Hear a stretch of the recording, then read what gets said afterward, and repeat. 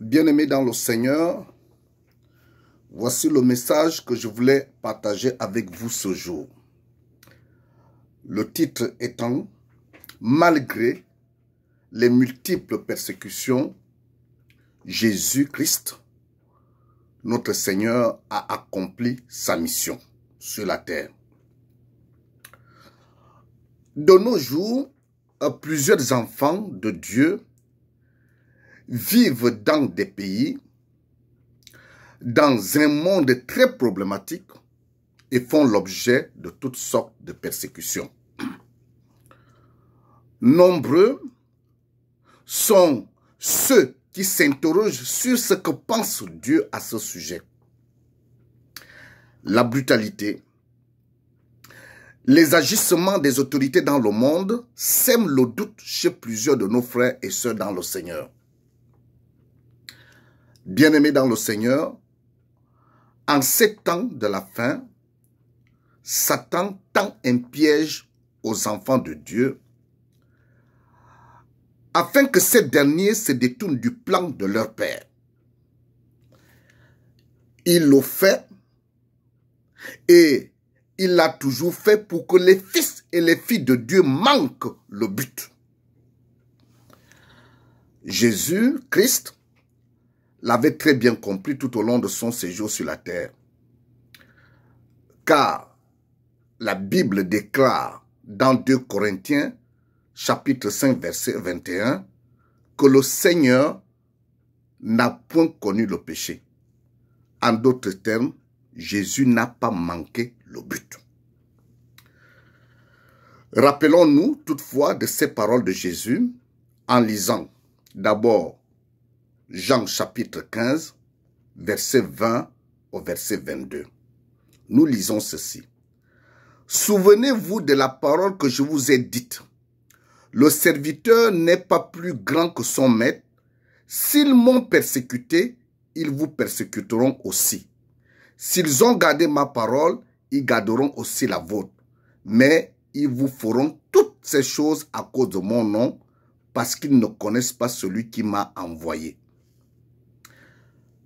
Ensuite, Marc chapitre 13, verset 13, nous lisons « Vous serez haïs de tous à cause de mon nom, mais celui qui persévérera jusqu'à la fin sera sauvé. » Lisons enfin Jean chapitre 16, verset 3. « Et ils agiront ainsi parce qu'ils n'ont connu ni le Père ni moi. » Bien-aimés dans le Seigneur, retenons que le défi des enfants de Dieu aujourd'hui, et plus particulièrement en ces temps de la fin, est d'être à l'image de Christ, qui est notre modèle parfait. Alors, comment Jésus a-t-il vécu en son temps toutes sortes de persécutions sans renoncer à la mission qui lui a été confiée par le Père, en restant fidèle, obéissant au Père, en accomplissant sa volonté? Ça, c'est une question fondamentale. Alors, autant que nous sommes, bien-aimés dans le Seigneur, avons reçu du Père une mission bien spécifique et nous sommes appelés à accomplir cette mission.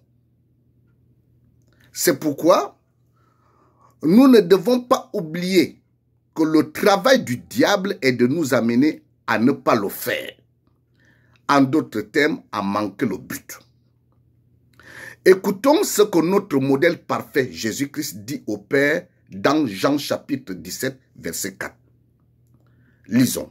« Je t'ai glorifié sur la terre, j'ai achevé l'œuvre que tu m'as donnée à faire. » Alors, qu'est-ce que Jésus a fait pour glorifier le Père sur la terre? Qu'a-t-il fait pour achever l'œuvre que le Père lui a donnée en vivant à des endroits où régnait une des dictatures les plus cruelles de l'histoire? Bien-aimés dans le Seigneur, Jésus a vécu à des endroits où régnaient des dictatures politico-militaro-religieuses, mais cela ne l'a pas empêché de glorifier le Père sur la terre, d'achever l'œuvre que le Père lui a donnée à faire. Alors, lisons Luc chapitre 3 du verset 1 à verset 2. La 15e année du règne de Tibère César, lorsque Ponce Pilate était gouverneur de la Judée, Hérode, tétrarque de la Galilée, son frère Philippe, tétrarque de l'Ithurée et du territoire de la Trochonite, Lysanias, tétrarque de la Bilène, et du temps des souverains sacrificateurs Anne et Caïphe, la parole de Dieu fut adressée à Jean, fils de Zacharie, dans le désert. Ah, nous sommes là à l'époque de Jésus. À cette époque, on parle du règne de Tibère César, empereur romain. Qu'est-ce que cela veut dire? Cela veut dire que Jésus vivait dans un pays qui était sous domination, sous la colonisation, sous l'oppression d'une puissance étrangère, l'Empire romain. Tibère César était un grand militaire, un conquérant. On peut imaginer l'agressivité, la violence avec laquelle pouvait se faire la conquête. Car le souci était bien évidemment de soumettre les autres nations, puis les exploiter. La Judée, la province où Jésus est né, et plus particulièrement à Bethléem, cette province est gouvernée par un certain Ponce Pilate, un homme de caractère, un Romain qui dirige la province d'un bras de fer. La Galilée, la province dont Jésus est originaire, notamment la ville de Nazareth, cette province est sous la direction d'un despote en la personne de Hérode Ier le Grand. Il y a comme une confusion qui s'installe toujours dans l'esprit des gens. Les gens ne comprennent pas toujours l'histoire de Hérode. Il y en a eu. On parle d'Hérode. En effet, Hérode Ier le Grand est celui qui règne sur la Galilée lors de la naissance de Jésus. Il est succédé par son fils Hérode Antipas II, celui qui ordonna la décapitation de Jean-Baptiste. Alors, l'époque de Jésus est aussi celle du règne des souverains sacrificateurs.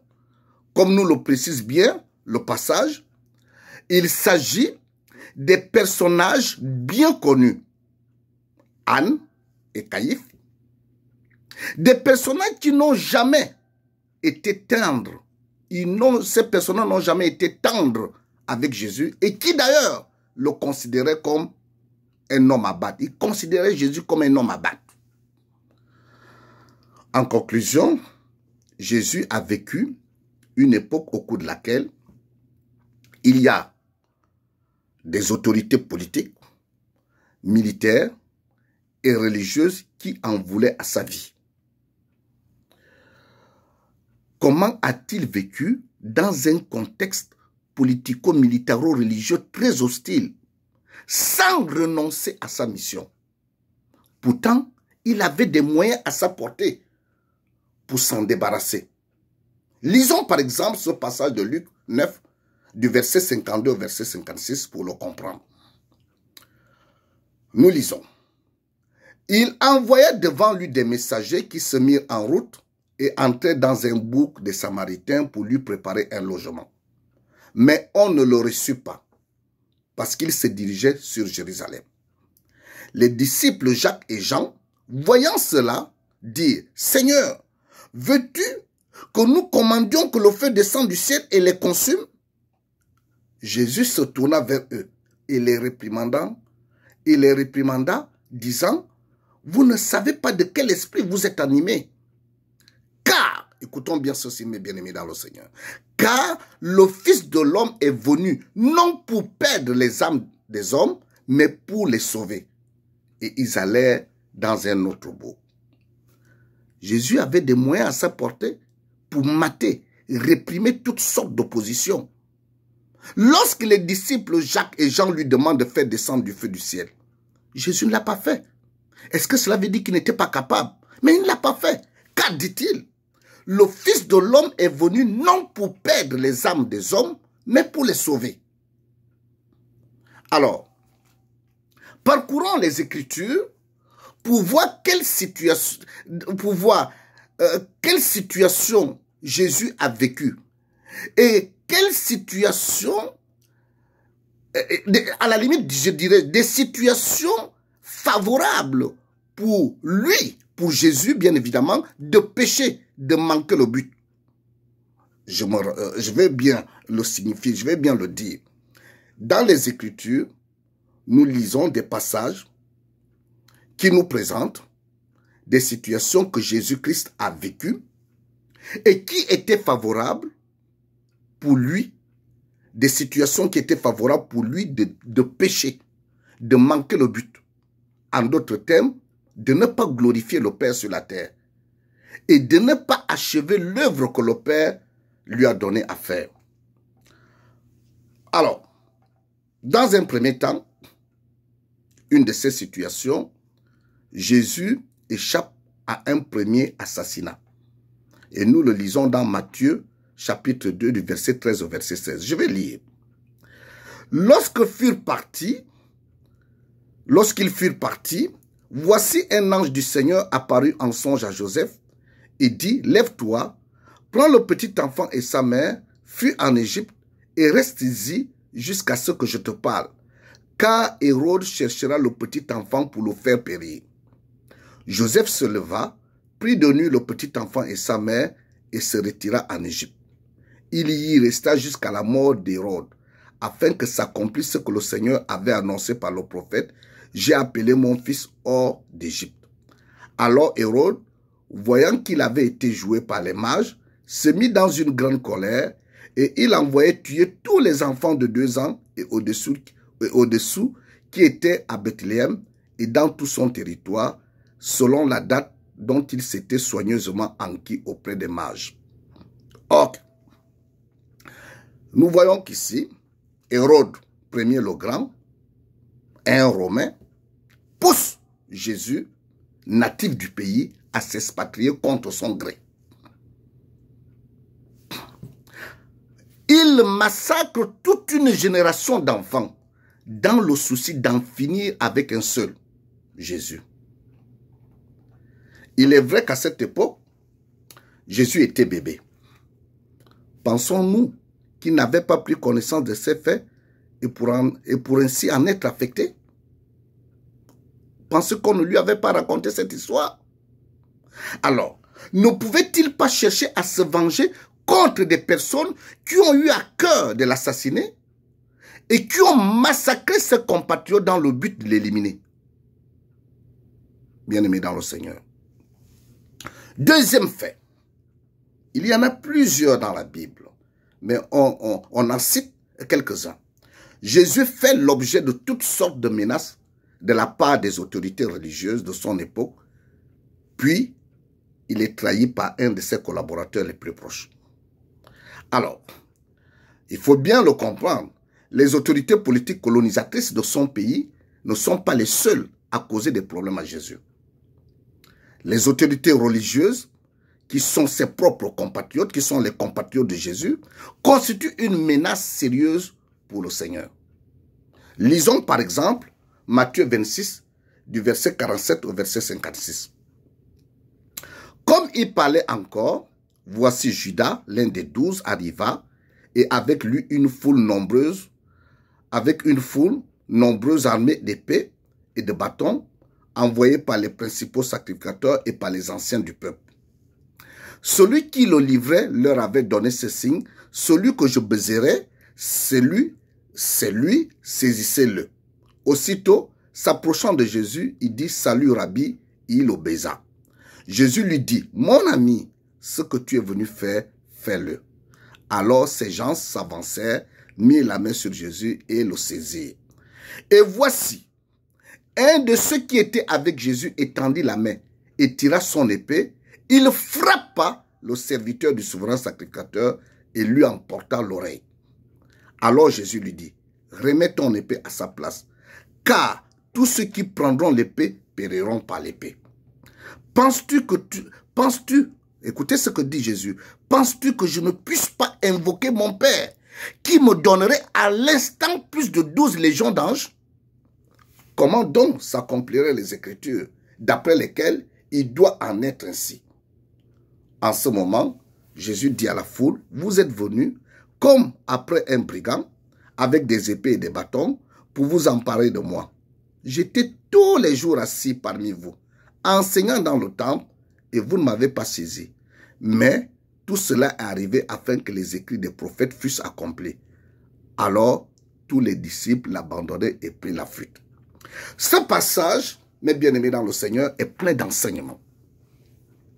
Premier enseignement, Judas, un compagnon de Jésus, le trésorier du groupe L'Olive. Trahison. Autre enseignement, un autre se sert d'une arme pour le défendre en utilisant l'épée pour couper l'oreille de l'agresseur. Jésus, qu'est-ce qu'il fait? Il remet l'oreille de l'homme à sa place. Nous comprenons que la mission de Jésus ne devait pas prendre un caractère guerrier. Et il dit à son compagnon de remettre son épée à sa place. Car tous ceux qui prendront l'épée périront par l'épée. Bien-aimés dans le Seigneur, tous ceux qui tuent par l'épée aujourd'hui, comme dans le passé ou encore dans le futur, mourront par l'épée. L'épée est une métaphore, une image qui peut représenter plusieurs choses. Ce ne sont pas seulement les enfants de Dieu qui sont mis à mort.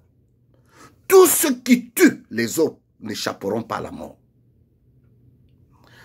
Penses-tu, dit Jésus, penses-tu que je ne puisse pas invoquer mon Père qui me donnerait à l'instant plus de 12 légions d'anges? Réplique Jésus.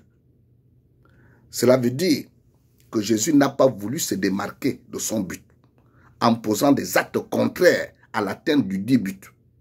Il affirme que, mais tout cela est arrivé afin que les écrits des prophètes fussent accomplis.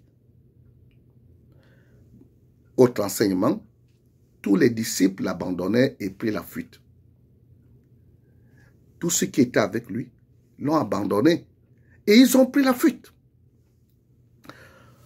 Bien-aimés dans le Seigneur, plusieurs choses ne nous arrivent-elles pas aujourd'hui pour qu'on l'on se démarque de la mission qui nous a été confiée par le Père? Ah, c'est une question importante. Nous devons toujours nous poser cette question. Plusieurs choses, plusieurs faits ne nous arrivent-ils pas aujourd'hui pour que nous puissions nous démarquer de la mission qui nous a été confiée par le Père? Autre aspect, Jésus subit les outrages des soldats du gouverneur. Et nous le lisons dans Matthieu 27, du verset 26 au verset 31.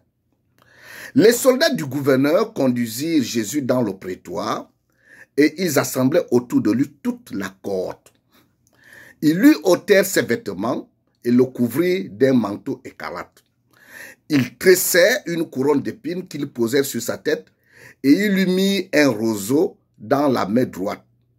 Puis, s'agenouillant devant lui, ils le raillaient en disant « Salut, roi des Juifs !» Et ils crachaient contre lui, prenaient le roseau et frappaient sur sa tête. Après s'être ainsi moqué de lui, ils lui ôtèrent le manteau, lui remirent ses vêtements et l'amenèrent pour le crucifier.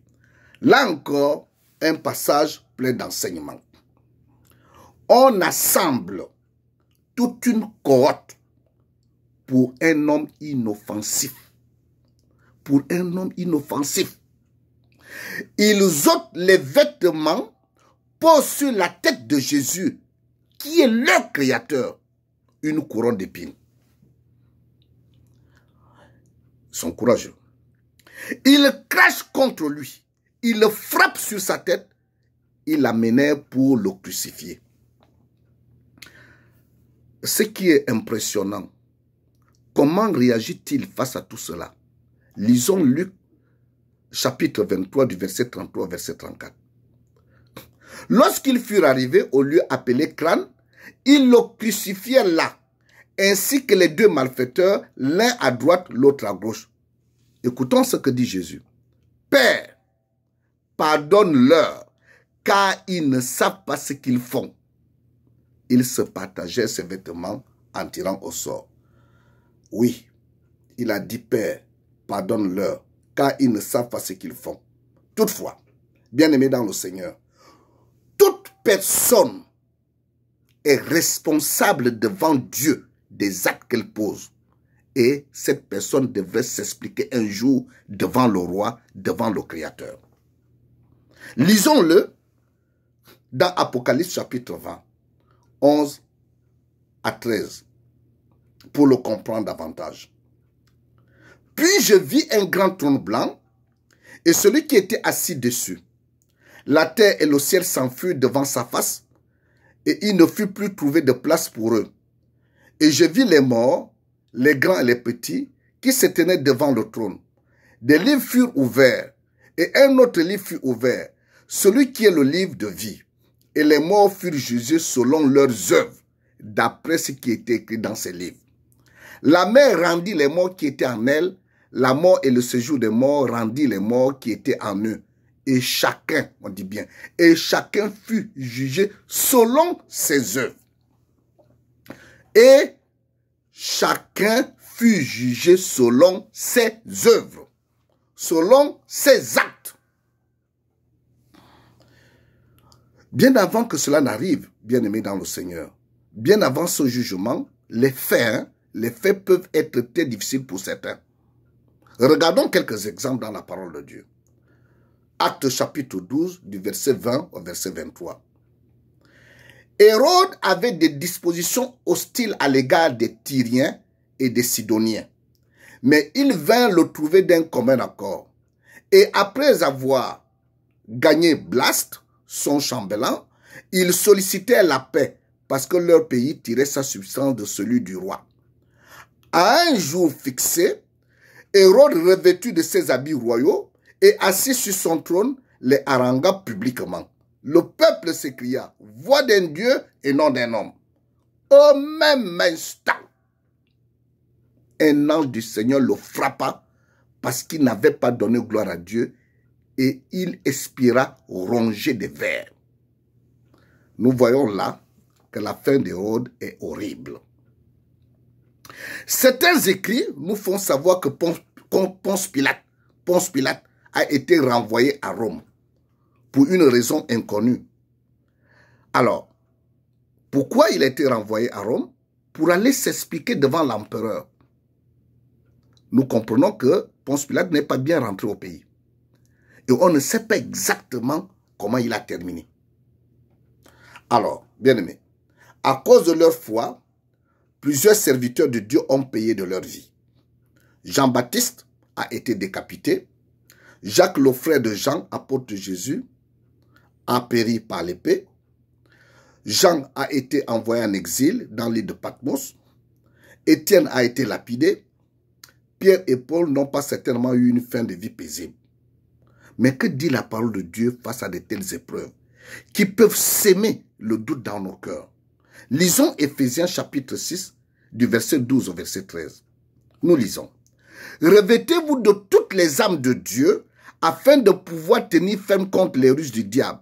Car nous n'avons pas à lutter contre la chair et le sang, mais contre les dominations, contre les autorités, contre les princes de ce monde des ténèbres, contre les esprits méchants dans les lieux célestes.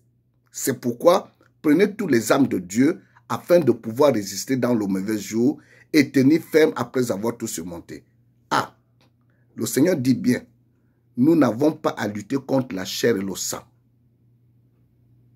Nous n'avons pas à lutter contre les hommes, bien-aimés, mais contre les dominations.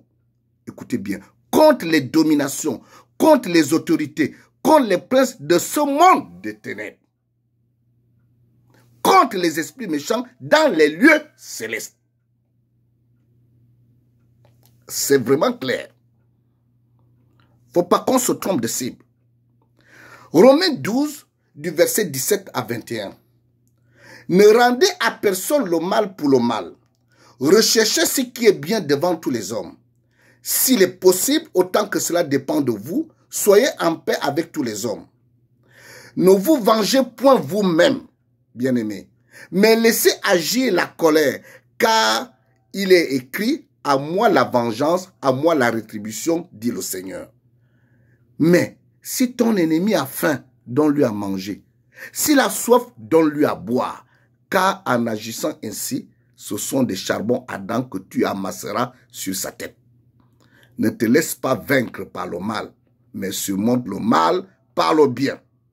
Bien-aimé dans le Seigneur, comme Jésus, chacun de nous est appelé à glorifier le Père sur la terre. Chacun de nous est appelé à achever l'œuvre que le Père lui a donnée à faire. Je vous demande, bien-aimés dans le Seigneur, je demande à nous tous, bien-aimés dans le Seigneur, ne soyons pas distraits par ce qui se passe. Ne soyons pas distraits par ce que nous voyons. Ne soyons pas distraits par ce que nous vivons au risque de manquer le but. Au risque de manquer le but. Au risque de ne pas glorifier le Père sur la terre. Au risque de ne pas achever l'œuvre que le Dieu le Père a donnée à chacun de nous à faire. Que la grâce du Seigneur Jésus-Christ, l'amour de Dieu et la communication du Saint-Esprit soient avec vous tous. Amen.